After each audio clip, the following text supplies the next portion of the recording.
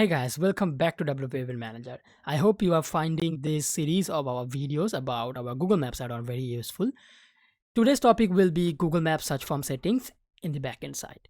So for that, we need to access the settings page for our in Manager plugin. So that we can access from here.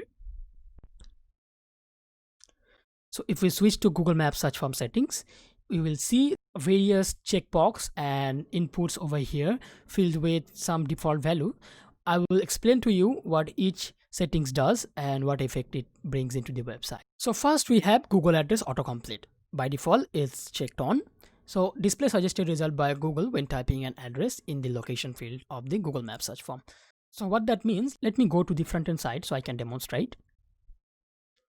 Let's go to our event listing page. So in our previous video, we selected a dark theme for our Google Maps to display. So that's reflected over here, as you can see. Feel free to check that video for Google Maps general settings on the WordPress website. Okay, so now coming back to the topic, you see this location field over here. If we type any address over here, as I typed in a bit of text over here, it suggested with 5 auto suggestion or autocomplete suggestions for the addresses over here. So this is available because this checkbox over is turned on. So if we check this off and save changes, if we reload this, the auto suggestion over here will be disabled. So then we have radius. We can enter a single value or we can enter multiple values separated by comma. So what that means, if we come to our event listing page, you will see and drop down over here. So this is the radius drop down. In here we see we have value 5, 10, 15, 25, 50 and 100, and the first option is a placeholder that says within. So in here we have 5, 10, 15, 25, 50 and 100. So these values are displayed over here as a drop down. So feel free to add more as per your need. So these are the radius you need. Then we have our order by options. So these values over here, distance, title, featured, event, start, date, these are reflected over here. As you see, we have distance, title, featured and event date. We can modify them as well. Then we have our display maps. So display maps with Google Map location above the list of results. So this checkbox over here, let me reload this page.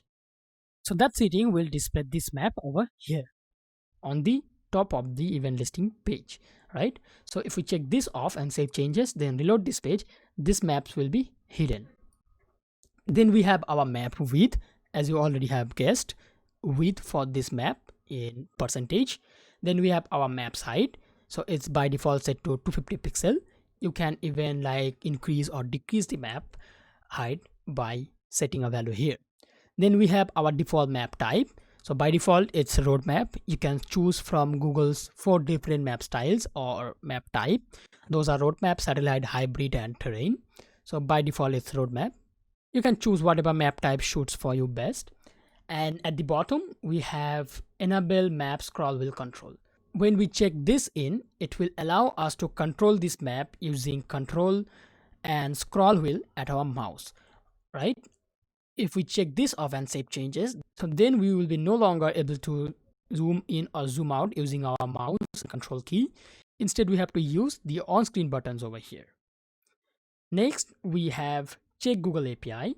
So this is a button that let you check or test the API key you have entered in the general tab over here. So if we click here, it runs a query or test and returns a result over here. So Google Geocoder API working good, Google Places API working good. So that means we are good to go, and we have configured our Google Cloud Console and our Google Maps add-on properly. So that's working just fine. Then we have our save changes button to save all the changes we can do over here. So that's pretty much it. That's pretty much Google Maps search form settings for this event listing page. So let us know in the comment what you think, or if we forgot to mention something over here in this video. Being that said, I'm Sharad signing off. Thank you for watching, and I'll catch you in the next one.